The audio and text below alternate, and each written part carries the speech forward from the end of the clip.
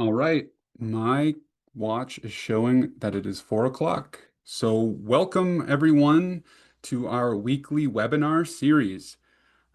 I've got some kind of short announcements and introductions to make, some slides here before I give an introduction to our speaker this week, Dr. William Taylor.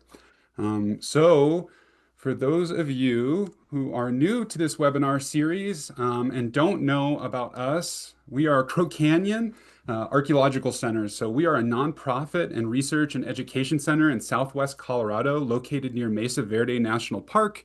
If you want to know any more about us, or if I breeze through a lot of the things that I'm getting ready to talk about, a lot of the announcements, and you want more information, you can go to crowcanyon.org, or you can contact us at info@crowcanyon.org. I know a lot of us are kind of old hands at Zoom at this point, but I just want to make sure that we talk about a few things here. One of them, one of the most important things, is that if you have a question for our speaker this week, for Dr. Taylor, please put them in the Q&A. Don't put them in the chat. I'm going to say it again. Put it in the Q&A. Don't put it in the chat. And then if for some reason you have to jet or anything like that, we have our YouTube, our webinar series speakers, we have them up on YouTube as well, and you can check them out there. I want to do a land acknowledgement here. So Crow Canyon Archaeological Center acknowledges the Pueblo, Ute, Paiute, Dene, and Jicarilla people on whose traditional homelands our campus sits. With the work we are doing here at Crow Canyon, we seek to bring light into the darkness of memory that these lands, waters, wildlife, and her descendants hold as a result of policies of removal, genocide, and displacement. We seek paths that support and align with Indigenous people and communities. With gratitude, we honor the contributions of present-day Indigenous communities, descendants, and colleagues with whom we partner who have helped guide our work and our mission. I want to give a shout out to an upcoming 3-day immersive cultural explorations experience, a foodways workshop that we'll be holding up in the mountains here near the Crow Canyon campus. If you're interested in that, you can scan this QR code. I'll leave it here for a beat. It's August 17th through the 19th. But you can also just visit crowcanyon.org to find out about all of our upcoming cultural explorations, excursions, if you're interested in these kinds of things. So we have that Indigenous Foodways workshop, but we also have another one coming up called Glen Canyon, Heart of Canyon Country, and then the Huhugam to O'odam or Odom. And you can scan this QR code here. We also want to encourage you to donate to our annual fund, and we have a special announcement that the Greenleaf Family Foundation is matching our goal of $50,000, of up to $50,000. So if you donate, your donation will be matched, and so you can scan this QR code here to find out more about how you can donate. And I'll leave it here for a beat. And then we're going to move on. We have upcoming webinar events. One of them is our very own postdoctoral scholar in geospatial analyses, Katie Williams. That is next week. LIDAR in the Central Mesa Verde region. We're really excited about that one. And then the following week is about lithophones in Colorado, and that's by Marilyn Mortorano. If you like the webinar series, we would ask you to consider donating. You can scan the QR code here. And then without further ado, I'm going to introduce our speaker today, Dr. William Taylor.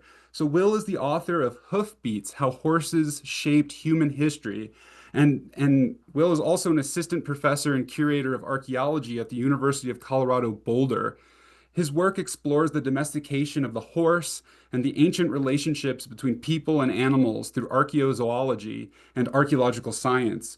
William received his PhD with distinction from the University of New Mexico, and his work has received important commendations, including recognition as a National Geographic Explorer, as well as recipient of UNM's Popejoy Prize and the Newcomb Cleveland Prize from the American Association for the Advancement of Science. So without further ado, take it away, Will.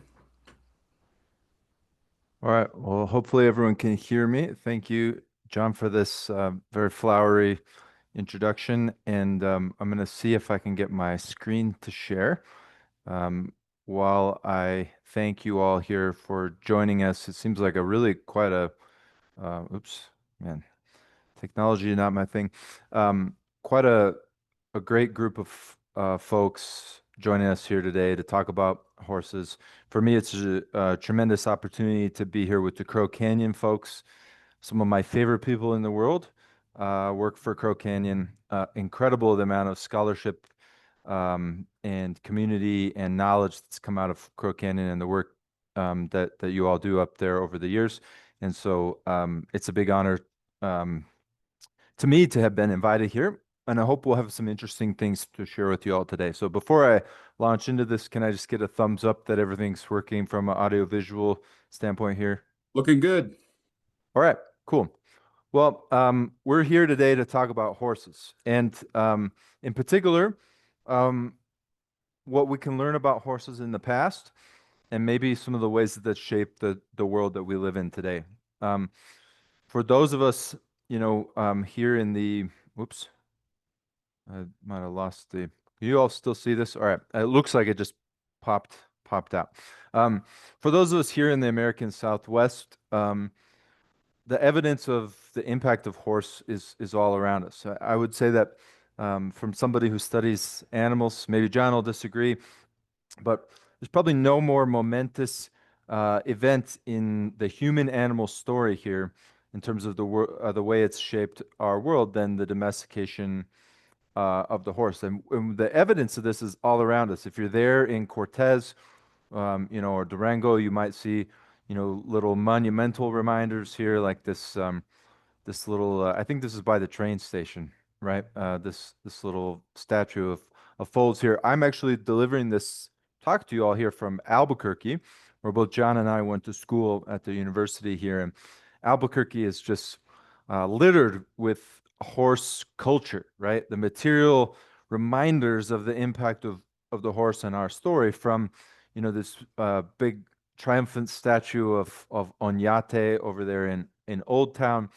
Um, Maybe some more interesting material symbols might include if you've ever been to the mission over there at Santo Domingo, representing the role of horses in indigenous cultures here. And depending on how poorly behaved you are, in downtown Albuquerque, you might run into some more practical reminders, right, of the role of horses even in our world today. I notice every time there's like a wild event or something, the Albuquerque Police Department always brings out their horses to sort of remind folks who's boss. But outside of these moments, these little snapshots like that you see on the slide here, for the most part, we're living in a world in which horses are everywhere in terms of their cultural significance, their symbolism, our visual and visceral reminders of their impact. And yet, most of us, no longer going to work from point A to point B on horseback. And so there's a sort of a contradiction in the world that we inhabit, in which horses are everywhere and nowhere all at once. And this has always been an interesting question to me, and something I've spent a long time trying to understand and engage with here. The reason for that is I grew up in Montana, and my grandfather, Park Taylor, depicted here, just kind of lounging around with the family dogs. Um, he was born in 1903, and he moved to Montana. He became a cowboy, and my father was raised in this sort of ranching horse culture world. And then my dad became a lawyer, and I grew up kind of at the edges of this very changing relationship between people and horses. In my family home, horse, horrible, tacky, sorry, Dad, but horrible, tacky horse artwork all over the place. One of the things I saved before Mom could take it to the thrift store was this sort of rearing, horse lamp with a horse sort of standing on both legs, um, made out of brass. And we would, wear the trappings of horse culture, cowboy hats, cowboy boots, that sort of thing to fancy events. But I never had a horse, and I really didn't spend all that much time riding horses or interacting with horses as a young man. But um, I was curious. I kind of lived in the shadow of this world that didn't seem all that long ago, right? Just my grandfather, one generation separating us.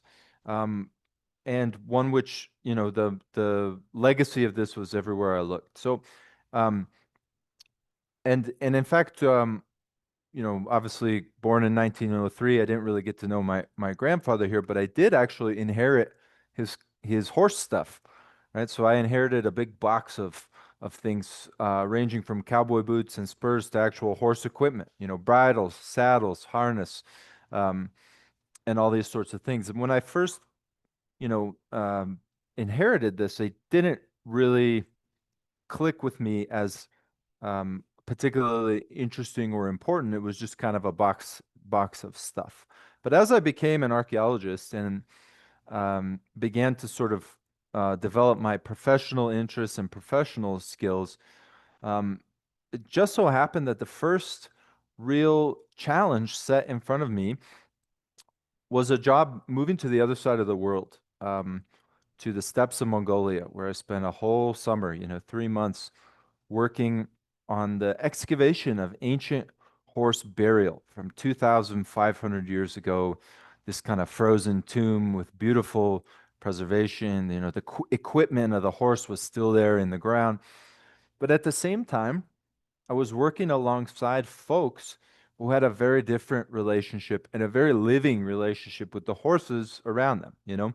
In Mongolia, you often ride from point A to point B on horseback, not because you're trying to have fun or, you know, um, doing a equestrian activity, but just because it's the way to get from point A to point B still. Um, Folks, had a very different relationship with horses, and I began to spend time on horseback. I began to spend time around horses, and not just any horses, but horses living kind of open and unfenced in the steppes of Mongolia, where, their social interactions, their life is sort of rich and complex, and I became fascinated by this, right? So, this was kind of the launch pad to me to try to understand how did we get to this unique connection between people and horses in the ancient world, and where did it all go, right? And what does that really mean for us in the world we're in today? So it's a tall task, but I'm going to try to, in the course of our time here today, sort of summarize for you what I think science has told us about some of these important questions over the years, and maybe flag some interesting things for the years that lie ahead. Um, and I'm going to start this journey in an interesting place. As I do in the book, Hoofbeats, I actually think the very beginnings of our connection with horses, if we want to understand them, begin with the extinction of the dinosaurs, right? The asteroid that wiped out almost all terrestrial large, life on Earth, 60 plus million years ago. People and horses kind of, our earliest ancestors were not all that different from each other. And in fact, in some interesting anecdotes, early paleontologists would sometimes confuse primate and kind of proto horse fossils, even because the dentition was so similar. But the animals that we recognize today as horses sort of characterized by their connection to grassland. And 60 million years ago, grasslands, the way we know them today, as we sit here kind of at the edge of like you know, the the Rocky Mountains and the Great Plains of North America, like endless seas of grass. These type of environments didn't really exist 60 million years ago, and they sort of evolved beginning 25, 30 million years ago, and evolved as this kind of cool, kind of subglacial vegetation environment, and uh, they pose a lot of benefits, a lot of opportunities, and a lot of unique challenges for animals, right? If you're trying to eat a blade of grass, it's not an easy thing to do. In fact, we call it a blade, right? Um, Don't recommend that you go home and try it, but if you did, you might have a hard time. They're made of things like silica and cellulose, like tough, sharp, difficult to digest. So, animals like the early horses that evolved to live in these environments developed unique digestive systems, teeth, right, that could handle this very gritty, tough diet. But in fact, many of the most important things about surviving life in the grassland really have to do with the fact there's nowhere to hide, right? Um, Although there might be endless seas of plants to eat, you have no protection from an animal like a predator. And so, of course, horses and other grassland animals evolved some things that we really value, are kind of the footing for our connection with them, like being really big and strong and fast, right? Um, but in many ways, in my view, the most influential thing that these grasslands gave to the evolution of the horse was things like behavior, social structure, and communication. Almost unparalleled in the animal kingdom is horses' ability to communicate with people, right? And our ability to communicate with horses stems back from their need to cooperate, communicate, and connect with each other to survive in these kind of open, exposed grassland environments. So the millions and millions of years ago, grasslands emerge and animals that start to look somewhat recognizable as kind of ancestors of horses emerge. But the animals that we know today as equus, right? Horses and donkeys and zebras, and even some animals you might not know so well, the wild asses of places, different places in Asia.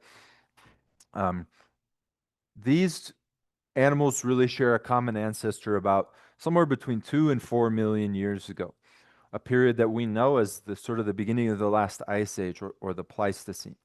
And interestingly, the horses that we have today, um, they really owe their origins here, their initial evolution, to right here in Western North America. The kind of subglacial steppes of North America is where these animals first evolved. And at this time, at different points of time, America has either been connected or separated from the nearby continents, Eurasia, South America. And at different points of connectivity, these animals spread into Eurasia and Africa, kind of diversifying into the animals that we still have today, many of which we still have today. There was back and forth, right? New research showing that when Beringia, sea levels dropped and the Bering land bridge became passable, horses would kind of move back and forth from either direction, right? And so these animals are American in a fundamental sense, but there's also this long and complicated, interesting evolutionary history. Now, also, over the last 3 million years or so, there's another animal who was moving into, the steppes of Eurasia and northern latitudes from a continent it didn't initially belong. And that was our ancestral hominids or human ancestors, right?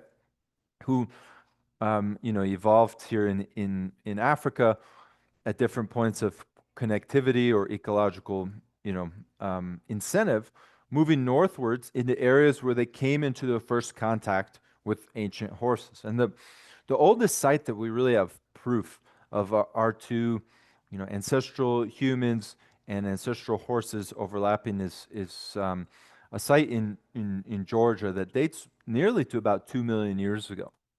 For a while, we can't really prove whether those people and horses were just overlapping, whether they were hunting them or just scavenging them. But it is true that perhaps the one of the oldest animals in the whole world that we have unequivocal proof of early humans hunting an animal intentionally is actually the horse. And sometimes, this involves the, sort of trusting a zooarchaeologist like John or myself about, what little marks on the bone might mean. But sometimes it's much more obvious. And one pretty stunning example here comes from the site of Schöningen in central Germany, in which a whole band of horses was sort of surprised at the lake's edge. Um, and slaughtered with wooden spears. And the very incredible sort of fossil conditions of this environment actually allowed those wooden spears to be preserved in this sort of fossilized deposit. These are humanity's oldest weapons. And when we find them, they're in the context of folks not just hunting horses, but doing very ecologically sophisticated and informed hunting strategies, right?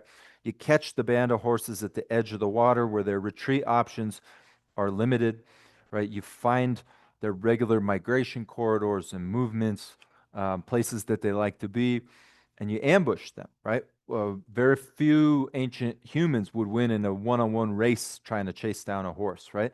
So very wise and sophisticated, thoughtful connection. We see that these early folks did things like make tools out of horse bones at a very early stage, maybe even 500,000 years ago or more. Um, so our connection with horses goes back to fundamentally what it means to be human. And by the time we have um, ancestors that we recognize as Homo sapiens, right? Us, our what scientists might call anatomically modern humans. They are doing things with horses that move beyond, the purely, subsistence type activities. And someone did a tally of all of the rock art all across Eurasia and even North Africa from cave paintings in the Paleolithic, and they found that the number one animal depicted in these sites is actually the horse. And I actually took this photo here myself. Um, it's not just a little rock shelter at the side of a cliff. To get to a place like this, you have to go, 45 minutes or an hour into the sort of bowels of the earth. Um, this sort of deep, terrifying journey into a deep, deep cave system to get to a place like this. And so it's hard not to believe that a painting like this had more than simple just here's what a horse looks like meaning, but must have had aspect of ceremony and spirituality to them as well, right? So clearly, our connection with horses is old and it's important. But, I could kind of Mad Lib style take what I've just told you about horses, and as long as I changed a few numbers and made a few things a little bit less dramatic, I could tell a similar story for some other large animals too, right? There are other relationships that go back a long time that have been important and transformative, and even that show up in artwork and this sort of thing, right? And it's probably not what you came here to try to listen to or try to understand. In fact, the really amazing thing about all of this is that um, the one of perhaps humanity's oldest prey animal, an animal who has evolved to get the heck away, right? Now is in a situation in which we are totally comfortable, the two of us, rider and horse, um, taking the most vulnerable part of the animal's anatomy where they can't even really see us, hopping on there and sort of cooperatively tootling around for fun, right? This is an extraordinary switch of a relationship from predator and prey to sort of total collaborator, right? Um, and this is the shift in the relationship that has changed everything from communication, trade, agriculture, military, almost every aspect of human life over the last few millennia has been in some way impacted by this shift. So, how do we actually go about trying to characterize and understand when and why and how a switch like this happened when this switch itself is essentially invisible, right? It's a relationship. Unless you were to capture a lake deposit with a rider on the back of a horse, right? We can't necessarily find a direct trace of something as difficult to pin down as an interaction, right? And so that's where my sort of scholarship has focused on trying to tackle this gap. And the answer to the question about how might we trace this 50 years ago might have sounded something like, I don't know, or we can't, or let's just give it our best guess, right? But over the last several decades, the field of archaeozoology has changed dramatically in our ability to characterize even something as elusive as a relationship between two organisms or a person and a horse.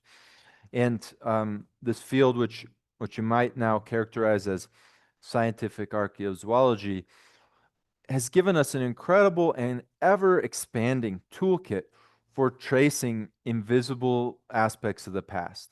This includes things like biomolecular sciences, not just our kind of core archaeology toolkit like radiocarbon dating, but things like stable isotopes that tell us what an animal was eating or where it was moving or what kind of water sources it was drinking, um, to ancient DNA that can tell us what species an animal was, what their relationship and lineages and movements were, or even sometimes down to what color the the hair or the coat might have been, even with all we've got left as a little piece of bone.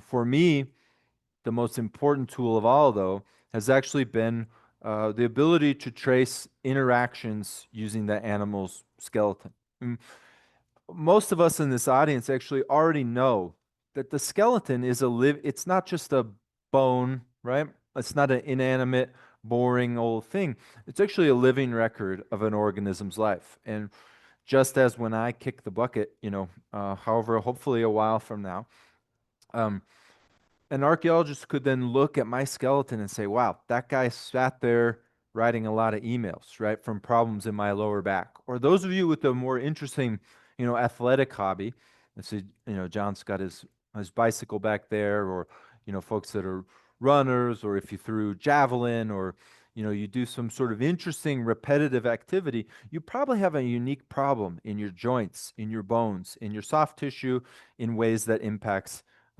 your hard tissue, right?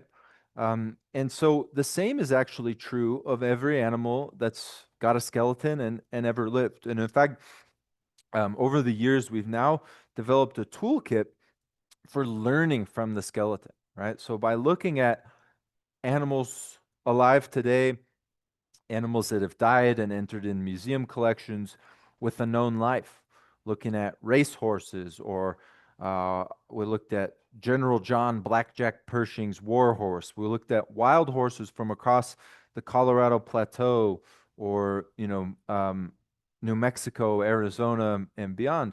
Start to build up a sense of what it is like for an animal with a certain life way, in terms of little indicators that might manifest in their skeleton. And sometimes these are rise to the level of an injury or a health problem, but oftentimes they're more subtle, just an indicator that might not have been related to a problem, but reflects something about repetitive activity. So some example you can see on the left here includes we looked at horses that were used to pull chariots in ancient China, and you can see how they ended up with more problems or more little osteological changes in the neck and the shoulders, right, or their front limbs. Whereas those used for riding, there's like this great sort of silhouette of a rider's butt, right, especially before the invention of the saddle, as there's pressure in the middle of the back, kind of a sensitive area of the skeleton. We've started to be able to recognize even certain kinds of equipment, right? A bit that's designed a certain way, if it's putting leverage on the jaw or pressure up on the roof of the mouth or something like this. Each of these tools actually has a potentially recognizable impact on the skeleton in a way that if we know where to look, we can actually find and explore.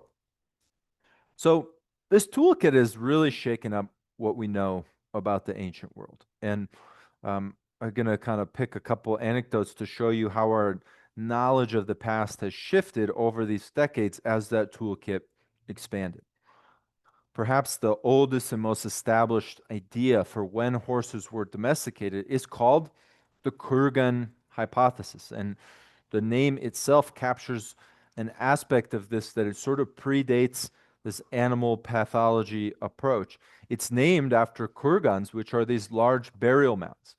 And before we had skeletal tools to look at, archaeologists might look at the tools that they had in front of them, which in general, for archaeologists, tend to be things like burials or high visibility artifacts like ceramics. So I like this diagram here because it kind of does the math visually for you to show, you know, ceramics and burial mounds as sort of the proxies for how we might understand cultural patterns linked to horses. And during the fourth millennium BC, in this region between the Black and Caspian Sea, just to the north, we sometimes call it the Pontic Caspian Steppe or the Black Sea steppes. There's some very interesting cultural patterns that emerge. Folks that built these large burial mounds clearly moved out of this region into places like Central Europe. They brought new types of ceramics with them.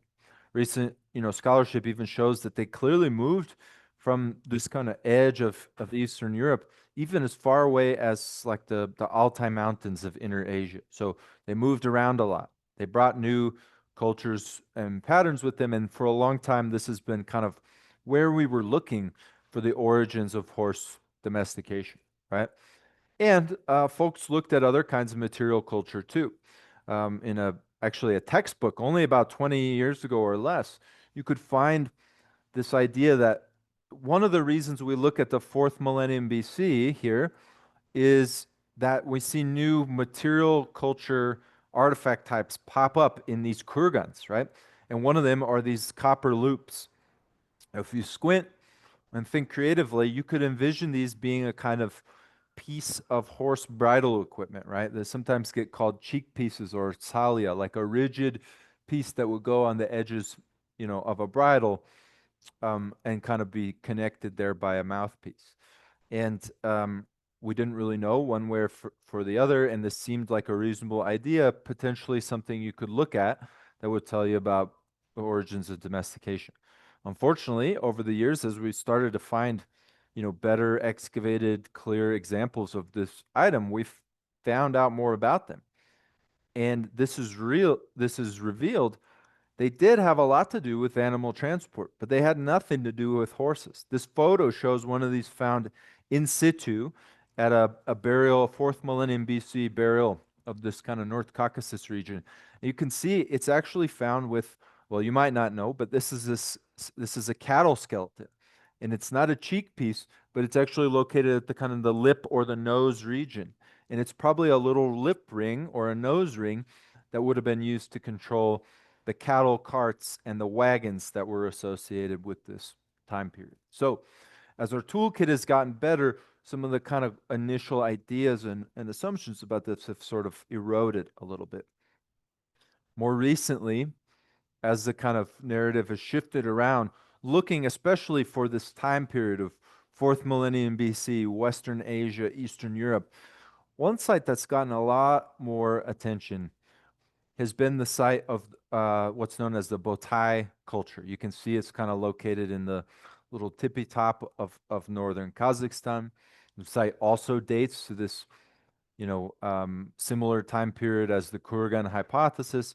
And as an interesting place to start, the site itself is known for thousands and thousands of horse bones, which seems like an interesting place to start to look for the emergence of horse domestication. One of the reasons that Botai vaulted towards a position of prominence as a source of thinking about domestication was we began to develop proxies for tracing horse transport itself in the animal skeleton. And the very first one that folks really identify to this is something called bit wear. Now, for those of you who have horses in the audience, you might be shouting, a bit, when properly fitted, never bumps into the teeth or the lower second premolars of the horse. That's true, but most of the bits of the ancient world were not properly fitted. In fact, they were sort of banging around in the animal's mouth all the time in ways that we began to realize could bump into the edges of the tooth and sometimes erode off pretty, strong and tough parts of the horse's teeth, and something and one tooth from Botai in particular seemed to show an example of this bit wear. Now, when the first ideas for Botai started to kick around, there was quite a lot of controversy, in fact, and there's a couple other things about Botai that don't quite line up, right? One of those is the makeup, the age and sex profiles of the animals at Botai. Now, if you've ever tried to raise a group of animals, you would know there's one category of animals you really don't want to kill for meat, even if you're, really hungry, right? Which would be your breeding age reproductive animals. And especially don't want to go slaughtering the female animals, right? Because one male can make up for a lot of others in terms of the herd fertility, you start to slaughter breeding age female animals, and your next year's, you're just not going to have any foals, right? And the age and sex profile of animals at Botai pretty much looks like any other site, going back to Schöningen or these other horse hunting sites where it's mostly healthy prime age adult animals. In fact, there's even a pregnant mare that was in the assemblage at Botai. The other thing that's sort of a head scratcher is a lot of these bow tie animals appear to have been stabbed in the ribs with harpoons, right? And you can see some of those harpoons and ribs right in front of you here. It's not the most efficient way to do a controlled slaughter of a domestic animal, as you can imagine. It seems cruel and chaotic, to say the least. So from the beginning, there were a lot of questions about this. But, with these early techniques for paleopathology, it started to seem like, hey, maybe this is a good place to look. This all overturned about 7 years ago when animal genomics really improved to the point where, just thinking 20, 25 years ago, we were just trying to sequence the human genome. Well, now we're at the point where somebody like me can mail a tooth to somebody in a lab, pay them, $1,000, and all of a sudden we can sequence any genome of almost any, even ancient animal taxa. And folks began to do this at Botai, thinking we would find and prove the origins of horse domestication. What they discovered was something quite different, which is that none of the animals in Botai are in fact related whatsoever to the horses that we today know as domestic. In fact, you will probably still recognize them as an animal that still exists today, barely avoided extinction. These are Przewalski's horse, or some in Mongolian they called tach, or sometimes you'll see taki. Um, these are more recognizable as these kind of spiky haired, dun colored animals that you might see in your Ice Age cave paintings. And these are a pretty unique animal. They've now been reintroduced just this last week. It was in Kazakhstan, they've been reintroduced. Um, they're animals that I spent a little bit of time with in my time in Mongolia, where they were first reintroduced in the early 1990s. These are animals that won't let you get anywhere near them. In fact, in thousands of years of recorded history, have never really been brought successfully into a role of animal transport. And so I started to get kind of skeptical of these. In fact, just last year, I don't think I put it in this. Yeah, I don't think I put it in this slide. But if you live in Western Colorado, you might have seen um, a New York Times article about some of these animals that popped up in the New York Times at a livestock auction. And somewhere out of the blue, two of these animals, they call them Shrek and Fiona, showed up at a livestock auction in Western Colorado. One poor Utah cowboy guy bought them. It was listed as a funny looking mule, and he tried to train it up. And his quote into the New York Times was, "It was wild and mean and disrespectful." So I got a chuckle out of that. It kind of gives you a sense of the behaviorally, these are not quite the same animal as a horse. And I started to become skeptical that maybe that these animals were domesticated or used for transport at all. So my colleague and I had a close look at this one horse tooth from Botai and compared it to a large amount of horse teeth from the Ice Age from here in North America, hundreds of these teeth. What we found is that, in fact, some of these little features on the Botai tooth might actually just have been a confluence of natural kind of developmental defects, things like enamel hypoplasia aligning with sort of natural banding in the deposition of the cementum of the tooth. Interestingly, in the years since, there's also been some other discoveries that kind of cast doubt on the idea of Botai as having a role in domestication. One of these is actually from human dental calculus. So the other core of the Botai argument was the idea that folks were drinking horse milk at Botai. And our best tool for tracing ancient horse milk is actually the thing that your dentist is most mad at you about when they're in there scraping on your teeth, right? Something we call plaque or dental calculus. These are actually little mineral coatings that are preserving a beautiful little snapshot of every gross little thing that's in your mouth, whether it be, you know, the microbes or viruses or things like that, but also the proteins of the food that you eat. And it turns out milk proteins are actually specific to species, and folks have been able to recover and identify these, and able to understand when people started using different animals for milk over the millennia. And in this area, you can see the kind of Caspian Sea on the right-hand side, the black on the left. Little 1,000-year snapshots here show that the only milk ever recovered from dietary proteins here in this region, 6,000, 5,000, 4,000, 3,000 BC, it's all sheep. And the next ones that come in are cattle and goat. And in fact, horse milk doesn't show up in the diet in this region until, basically 1,000 BC. And so these improved scientific toolkits here are starting to sort of pop the balloon here of the idea of bowtie being related to domestication. So that leaves us kind of scratching our heads as to where and when horses were actually domesticated.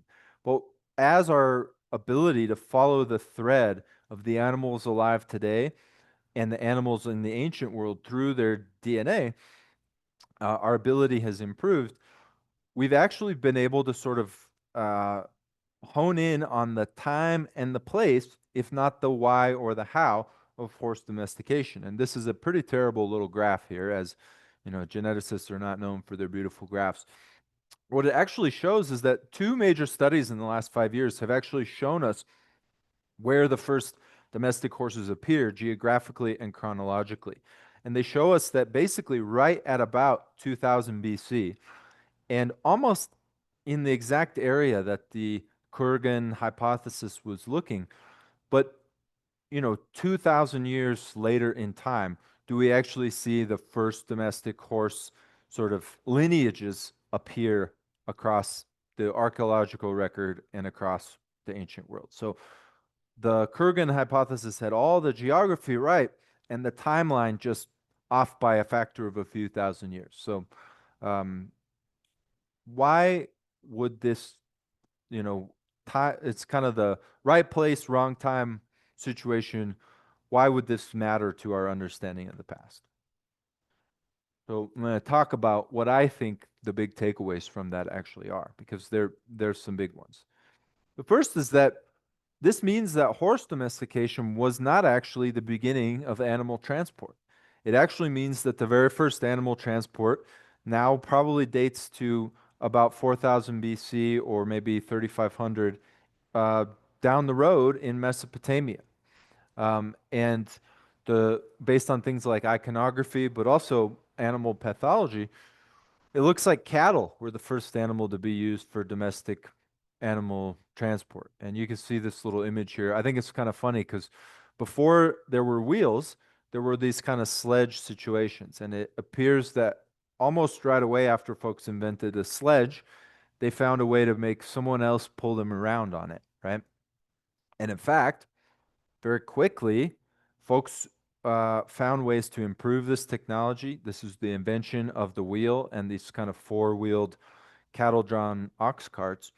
They very quickly found ways to use this to kill each other. And by the fourth millennium BC, in Mesopotamia, folks were using cattle-drawn, essentially battle carts, right? Not the most impressive speeds, as you can imagine, but clearly an important and an interesting social change associated.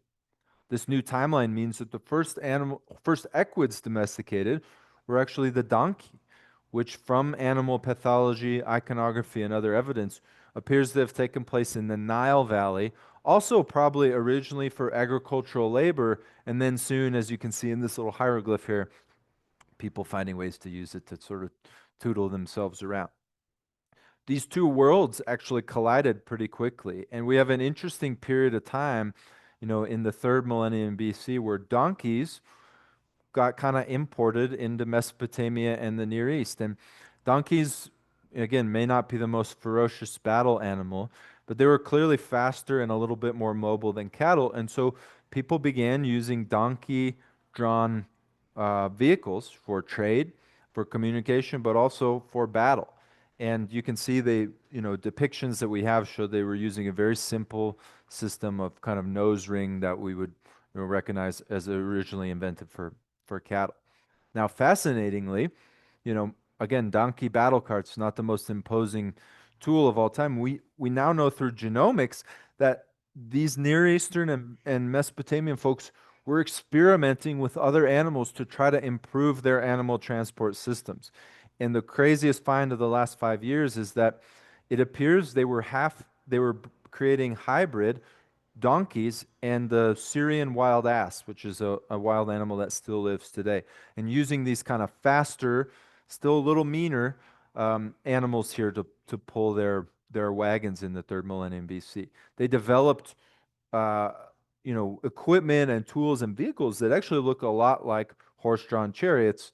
Um, by the third millennium BC. So the picture that we start to see is now horses are part of a much broader multi-species trajectory of animal domestication. It begins with cattle. You add in donkeys. Donkeys then connect into this world in which the technologies are shifted, adapted, and improved. And folks even began to experiment with new animals, wild animals, to bring them into the system to make their transport systems faster, you know, a little bit more efficient and important across the region. Now, this context all happening before our first evidence for domestic horses based on ancient genomics or other kinds of archaeological data. And it probably helps explain why it is that our first domestic horses appear here at the very western edges of the Eurasian steppe rather than the vast open prairies of places like Kazakhstan or Mongolia, where ultimately the greatest horse cultures of the world would emerge, right? And the areas we more associate with kind of core, horse cultures, ancestral horse habitat, and these sorts of things. So there's a lot more to learn about this process, but this is the new context that now emerges. This means that horse domestication, which again now appears around 2000 BC, the very first hints of it, or maybe the centuries or two leading up to it, means that the archaeological evidence, boring old fashioned archaeological evidence, things like the very first bridal equipment, right? Or the first horses buried in a chariot burial, like you see sketched out here, they give the same answer that the genetics does. And it suggests that two key technologies were part of that first domestication: the bridal mouthpiece, right, or the bit that we would recognize as a technology used ever since across human history. The first ones appear in this Sintashta culture around 2000 BC.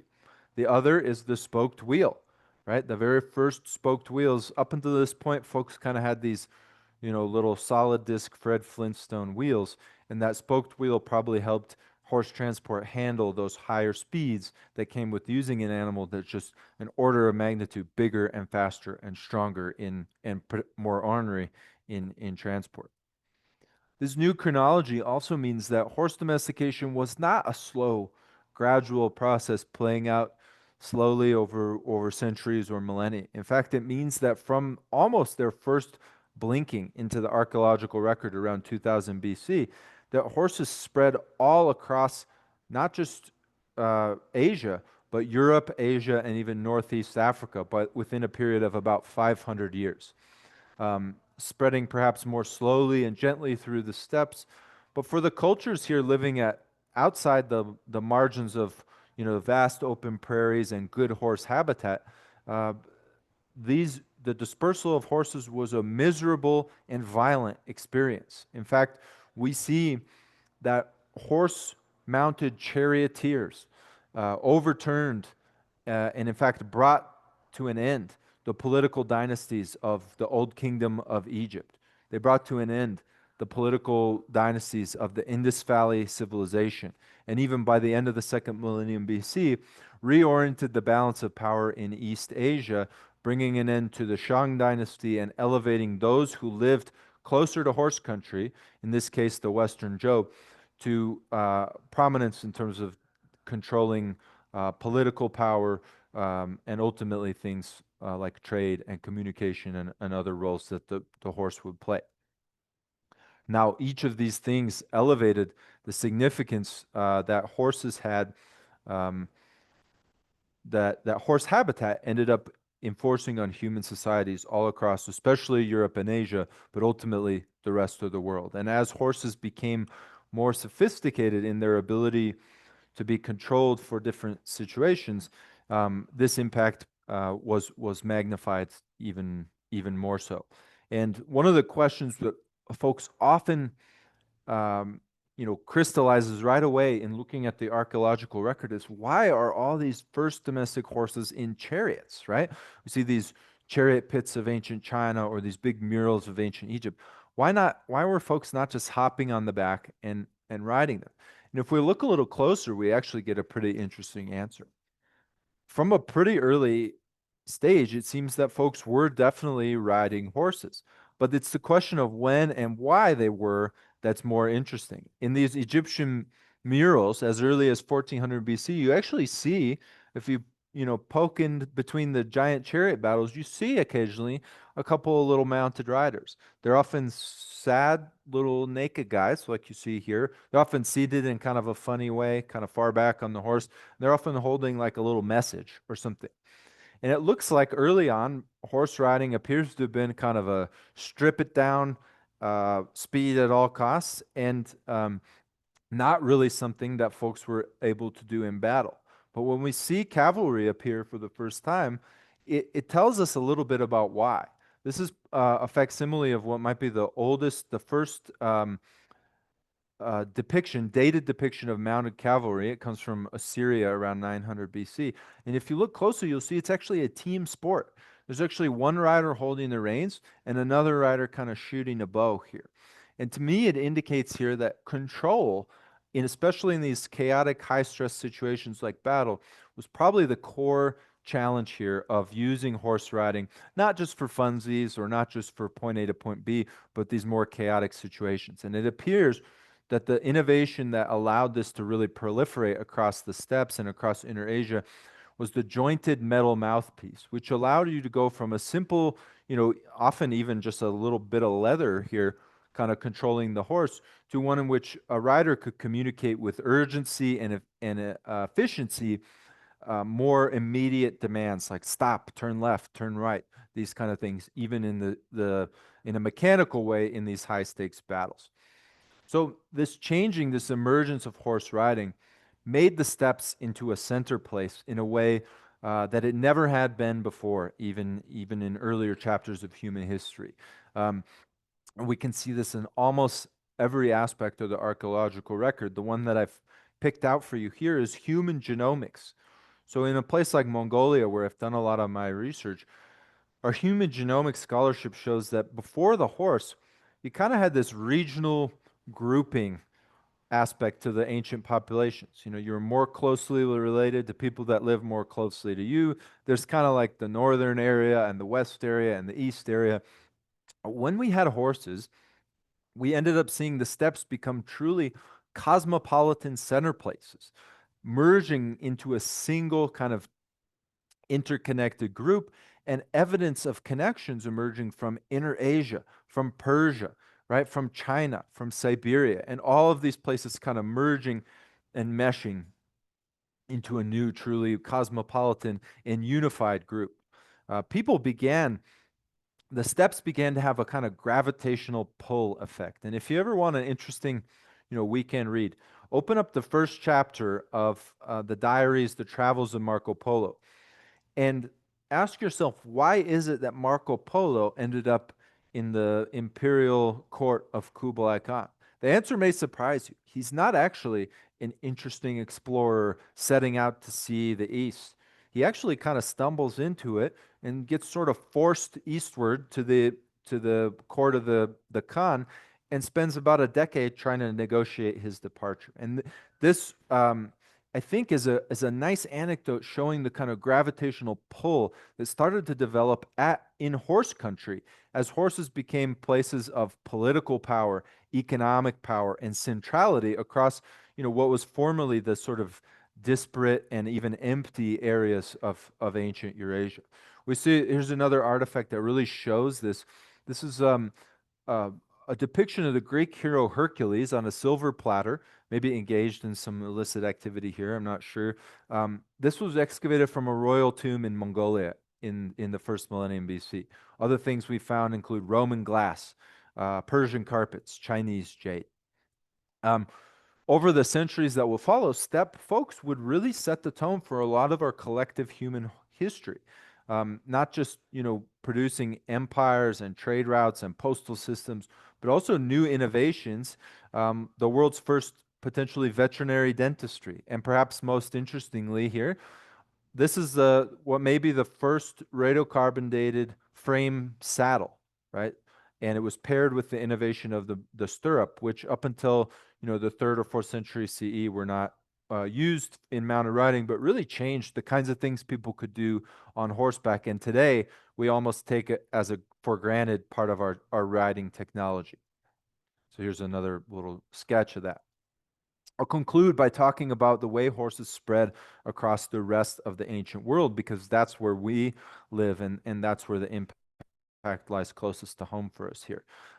Trade routes began to develop not just to horse country, but also around, right? The first Silk Roads and later the Tea Horse Road into the high Himalaya developed because people who didn't live in horse country needed horses. And so mountain areas became key corridors for um, trading horses. This is a petroglyph from northern Pakistan with a Chinese character for horse that kind of shows you that emerging need for how horses united the world.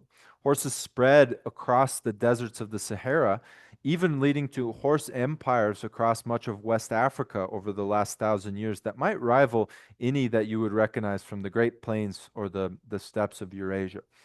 And truly, one of the most important parts of this story is horses partnering with open ocean voyaging that allowed them to exceed the limitations from the world's great water bodies of water, right? Although early cultures had been able to move horses to places like Iceland or Japan, Western European progress in open ocean voyaging brought horses for the first time to places like around southern regions of Africa, right? It brought them for the first time to um, North America, to South America, and even to Australia and different areas of the Pacific.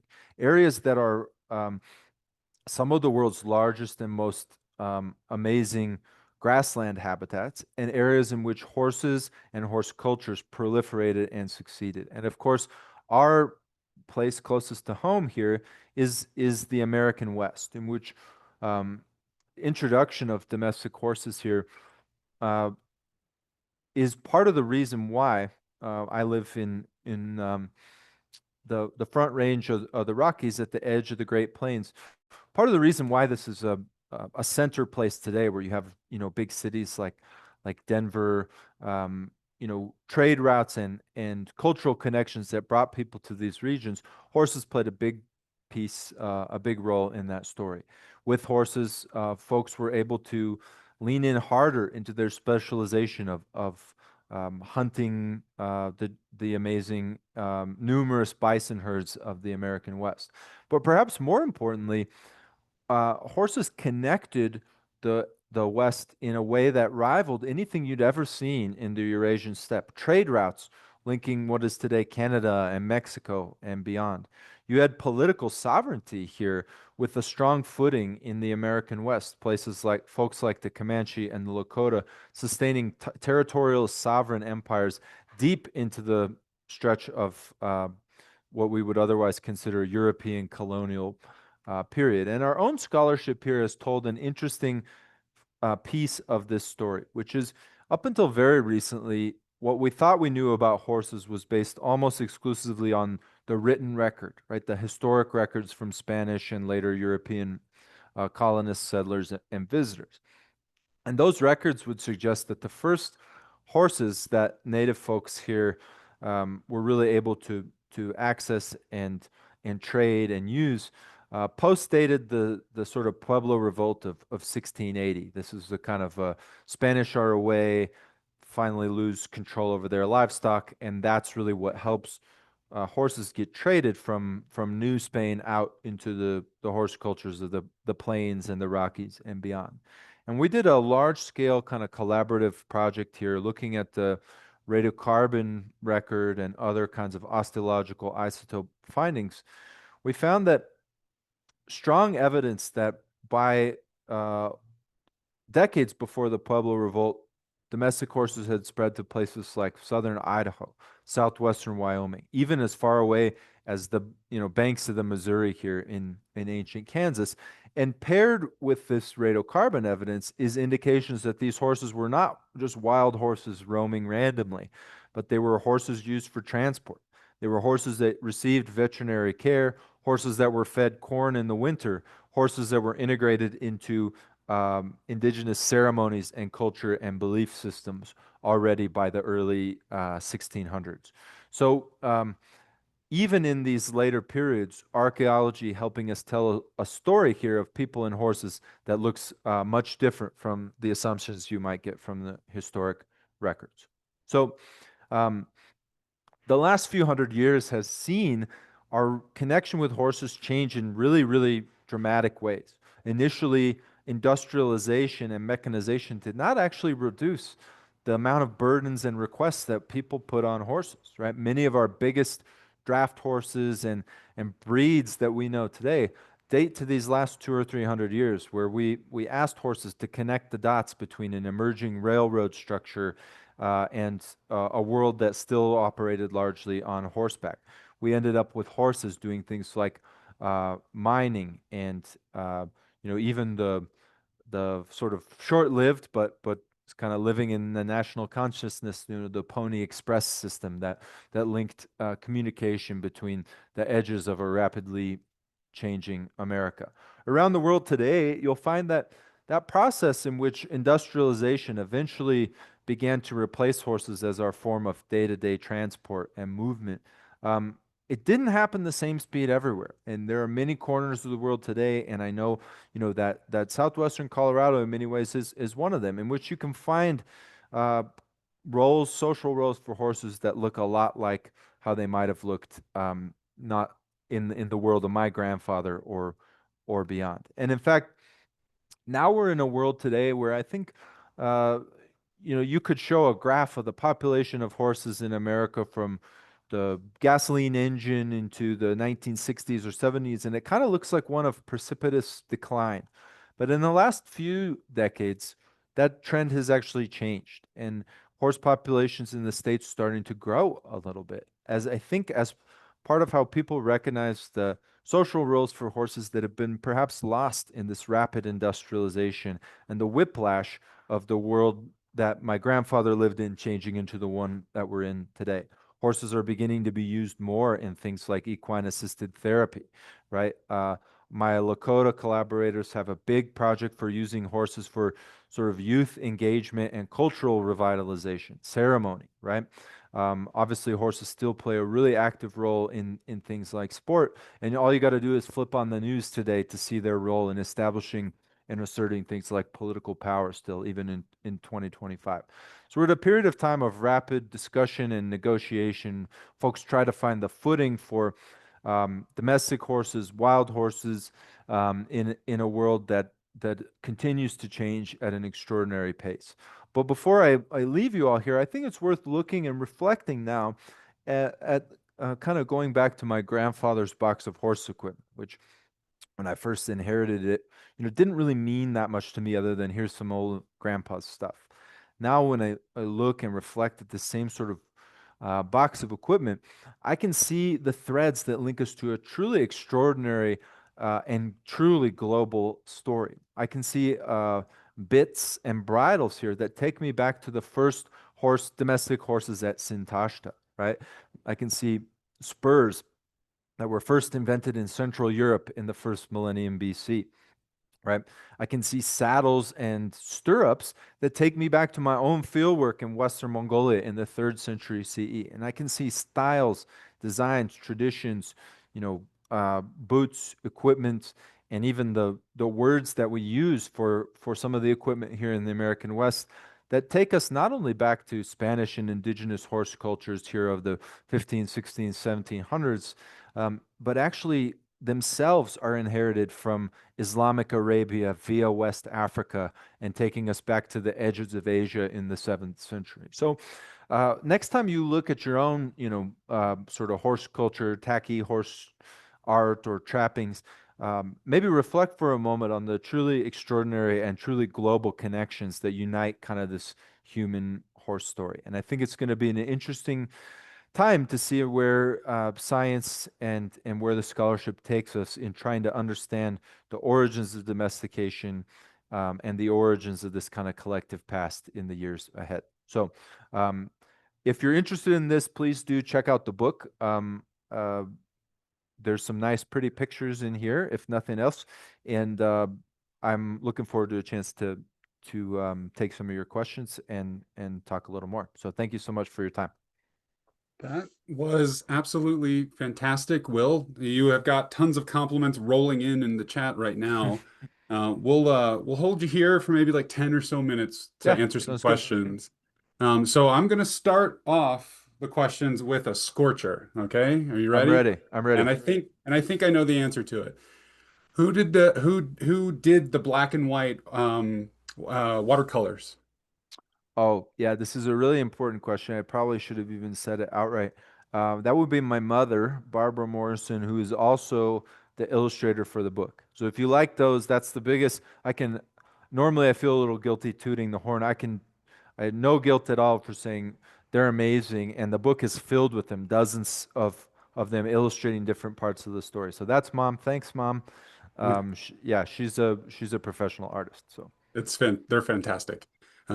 Okay, now this one has the potential to be a scorcher, but we're gonna simmer it down a little bit. We got a number of questions about early horses in the Americas. What is that story? I know there's some recent research right now. Could you just expand on that a little bit? Yeah, this is one would have made.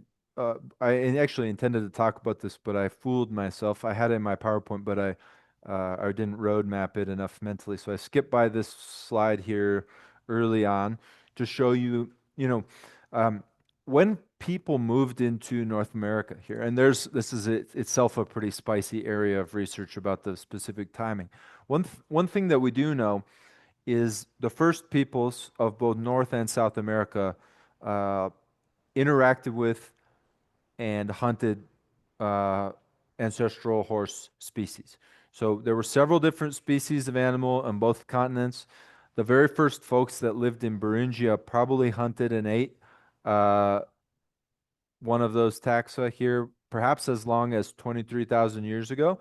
But that was on the other side of these kind of giant continental ice sheets that blocked folks from getting further south. We know from sites in southern Alberta, sites in um, northern Florida, that the early Paleo-Indian cultures in some areas interacted with and hunted um, the existing kind of the OG original horse taxa that lived in this continent. And the same is actually true for early settlement of South America as well.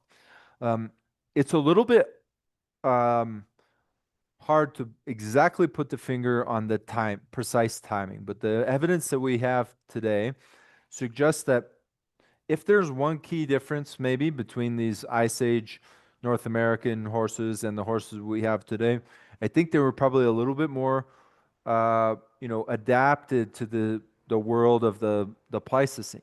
And it seems that rather than just kind of blinking out of existence, they kind of a gradual, sort of chronology to their shift northwards, right?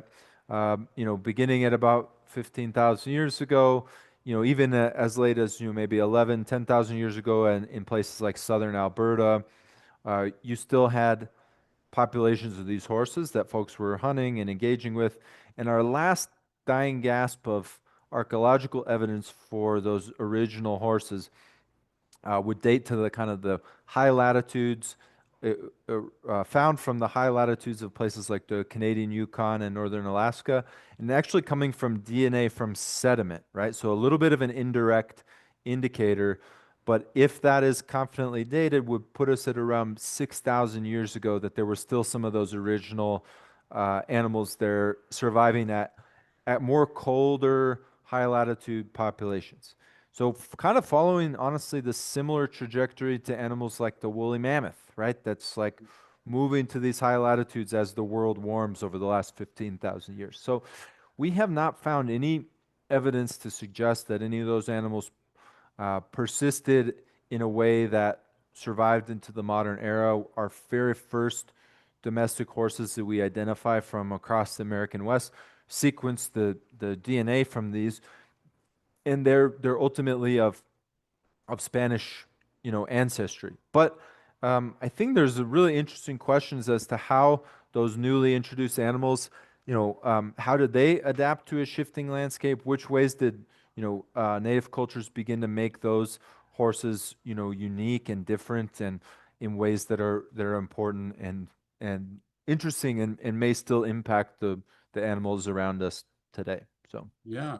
And on a similar note, this is a really great question, is in what ways can scientific archaeozoology help address current ecological concerns about feral horse population management in the US? Do you have any ideas about that?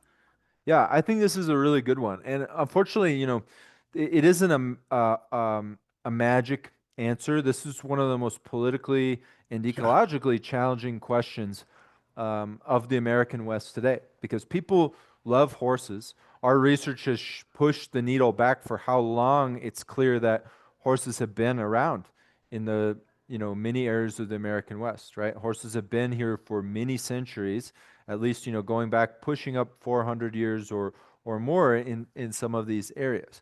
Um, those horses are also slotting into a landscape that, on the one hand, evolved in deep and close connection with horses on the landscape, and then on the other hand, has been changing dramatically in Right. 15,000 years. And I think ultimately, part of the challenge here is that, on the one hand, horses are our, for many of us, like our best friends.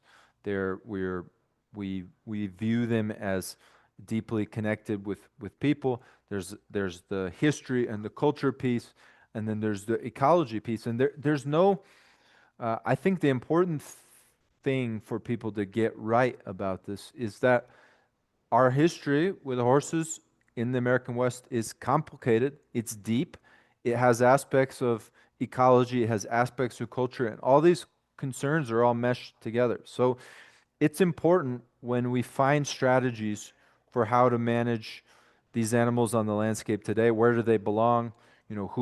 How many of them should there be? If they're going to be removed, how should they be removed? Where should they go? What kind of people were doing discussing fertility control. I think it's important. My biggest takeaway here is that I think there should be a bigger role, especially for native folks in the conversation, right? If there's one takeaway from our scientific archaeozoology, it's that the launch pad for the human horse relationship in the American West is their presence in native cultures and native contexts, right? And so, no magic answer for these questions, um, but I do think that that would be a good place to start. Yeah. Yes, very well said, Will.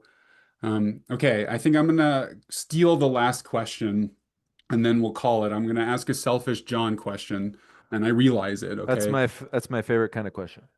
So when we have horseback riding proliferating on the Eurasian steppe, do we know anything about like the diet of the horses at the time? Is it changing? I mean, what's health like for those horses?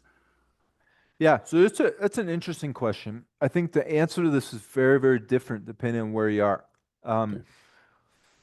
you know, the um, the very first domestic horses, I would say we currently know almost zilch about their diet because this kind of our core um, area of analysis here is also sort of the Ukrainian war zone. And we've kind of just wrapped our heads around the chronology. So I'm really excited to see when people are able to kind of get into some stable isotope work on some of these. Is there evidence that some of these animals were fed supplemental stuff to their diets? What I will say is that in the steppes, you almost never encounter like a genuine health problem in Mhm. horses. Like they're mechanically very Sure. happy animals. They're not stabled, they're not fenced. You get these minor issues related to riding and transport, but we're not seeing a lot of things like disease. And in general, they're largely eating a diet of natural grasses, grazed and unsupplemented. But the interesting pieces are when you get to areas that are highly seasonal, cold environments where, kind of at the edges of where horses could survive the winter, right? Mm. Or when you get out of the horse country, a place like ancient Egypt, my goodness, the lengths to which people were going to keep their horses healthy and alive. Ramses the Great had like a stable um, in which the horses were fully protected from all of the sun, and they even had like a little horse pee irrigation system. Almost certainly, they were being fed all kinds of things. And we don't, I wouldn't say we have a confident way to describe how that stuff changed over time. I will say that when horse riding began, I Uh, think the attention to individual horses and the amount of sort of uh, dietary supplementation, whatever, these become individual personal tasks for the well-being of a particular person, right? So I do think there was a ratchet up in the attention to things like diet and that sort of thing with those shift to widespread mounted riding in the first millennium BC. But it's a good question, and I think there's a That's right. lot more to learn on it. Yeah, it sounds fascinating. A lot of different ideas that you could test there. Well, we're gonna call it here. You've got again, so many people that are giving you compliments in the chat. So thank you so much for taking the time today to talk with us. It was a fantastic presentation. Thank you to all so much for being here. Thank you to Crow Canyon for having me. Please check out the book or please reach out if you have other questions and come by and see us at the museum in Boulder sometime. So, Okay. All right, everyone. See ya. all right. Bye.